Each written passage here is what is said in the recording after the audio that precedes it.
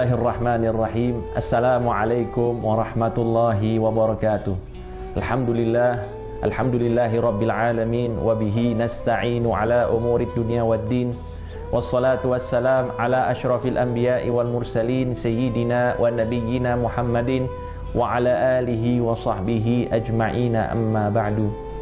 Pemirsa MJA TV yang dirahmati Allah subhanahu wa ta'ala, alhamdulillah kita bisa kembali berjumpa di dalam tafsir surat At-Tariq, yang mana di pertemuan yang lalu kita telah membahas muqaddimah dari surat At-Tariq yang menjelaskan kepada kita bahwa setiap dari kita memiliki penjaga dari Allah subhanahu wa ta'ala.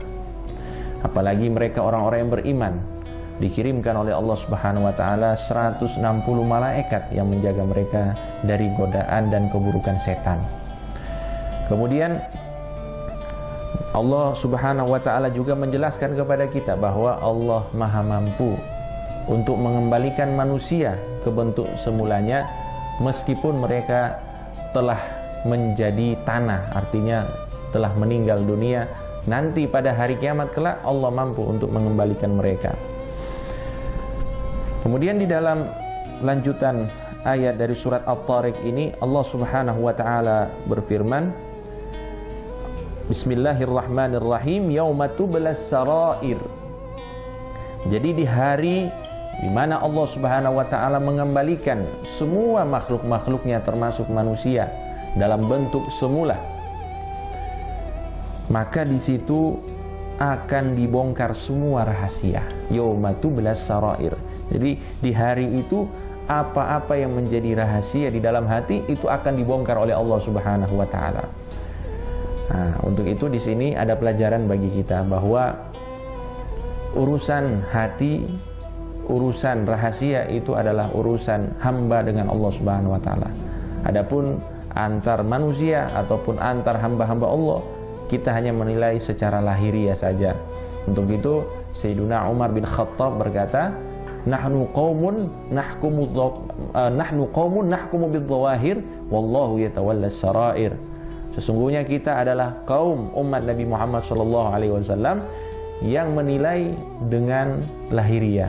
Adapun urusan batin itu adalah urusan Allah subhanahu wa ta'ala. Maka di hari itu semua rahasia akan dibongkar oleh Allah subhanahu wa ta'ala, termasuk di dalamnya rahasia orang-orang munafik, yang mana mereka mengaku dirinya Islam, mereka sholat, mereka puasa, ataupun melakukan ibadah-ibadah yang lainnya, padahal mereka tidak melakukannya. Jadi mereka hanya mengaku-ngaku. Nah, nanti di hari kiamat itu semuanya akan dibongkar oleh Allah subhanahu wa ta'ala. Na'udzubillahi min dzalik. Jadi kita harus jujur baik secara lahir dan batin kepada Allah subhanahu wa ta'ala. Fama lahu min quwwati wala nasir. Dan pada hari itu orang-orang yang mengingkari hari kebangkitan, hari kiamat yang mereka ingkari, mereka tidak memiliki kekuatan untuk diri mereka, untuk membela diri mereka, dan juga mereka tidak memiliki penolong untuk menolong mereka. Jadi di hari itu setiap kita akan bertanggung jawab atas perbuatan kita masing-masing. Tidak ada penolong, tidak ada kekuatan. Yang hanya adalah bekal. Ya, bekal kita itu amal dan kepatuhan kita kepada Allah dan juga kepada Rasulullah sallallahu alaihi wasallam.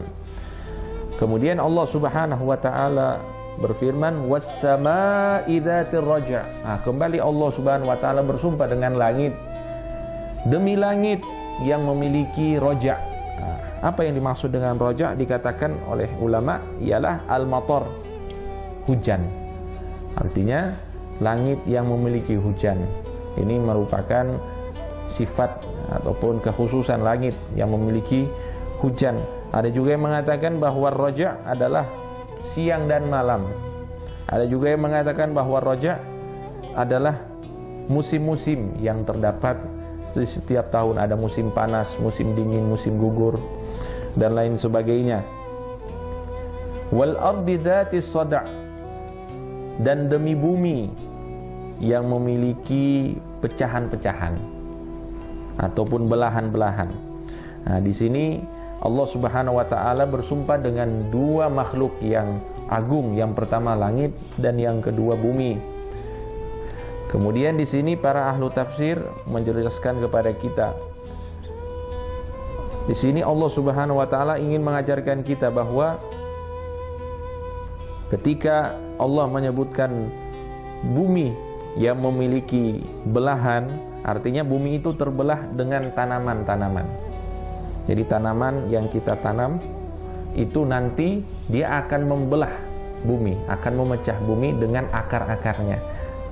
Nah, demikianlah Allah Subhanahu wa taala, sebagaimana Allah menciptakan kita, manusia dan hewan. Kemudian Allah juga menjelaskan kepada kita bagaimana Allah menciptakan tumbuh-tumbuhan.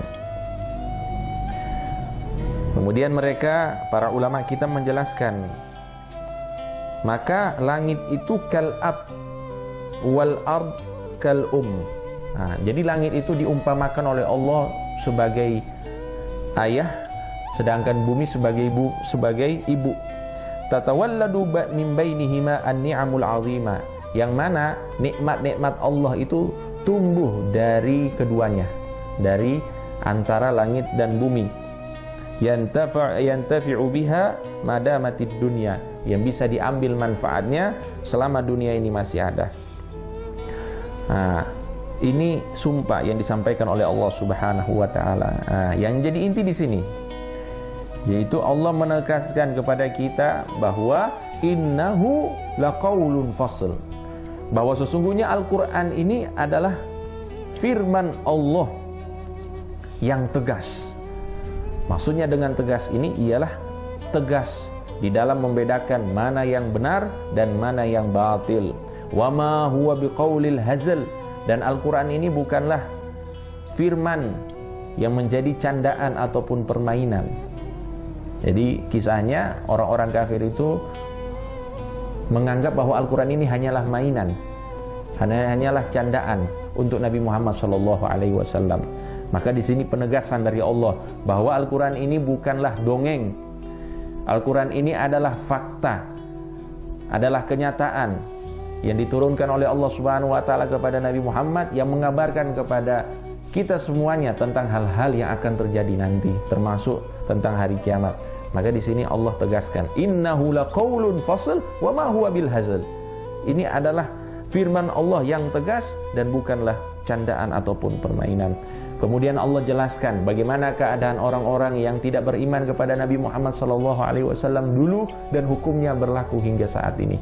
Innahum yakiduna kaida, sesungguhnya mereka, yaitu orang-orang yang tidak beriman, yakiduna kaida, mereka melakukan tipu daya terhadap siapa? Terhadap Nabi Muhammad SAW, ataupun terhadap umat Nabi Muhammad SAW yang beriman kepadanya. Jadi orang-orang yang tidak beriman itu melakukan banyak tipu daya.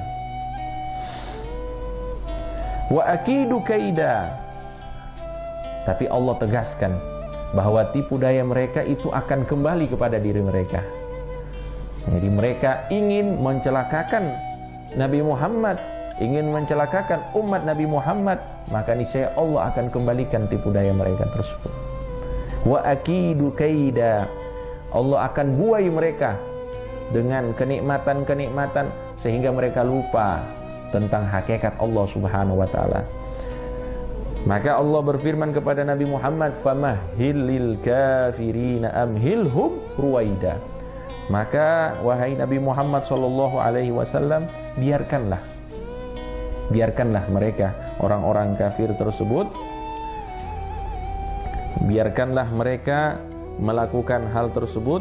Jangan kau balas dendam kepada mereka dan jangan kau doakan keburukan kepada mereka. Nah, ini perintah Allah kepada Nabi Muhammad SAW dan juga bisa menjadi perintah untuk kita umatnya. Ketika kita menghadapi orang-orang yang tidak beriman, yang suka mengganggu kita, kita jangan langsung mengambil sikap untuk membalas. Famahhilil kafirina amhilhum ruwaida. Jangan langsung membalas dengan perbuatan atau mendoakan keburukan, jangan. Akan tetapi kita biarkan, pasti ada hikmah Allah Subhanahu wa taala di balik itu. Mungkin kita bisa doakan kebaikan yang mungkin mereka dengan doa baik kita ini bisa mendapatkan hidayah dari Allah Subhanahu wa taala. Akan tetapi juga di sini dijelaskan oleh mufassir bahwa perintah ini telah mansukh, artinya telah dihapus hukumnya dengan ayat saif. Ayat saif itu ayat perang. Jadi saat itu kaum muslimin dalam keadaan yang lemah, maka dibiarkan.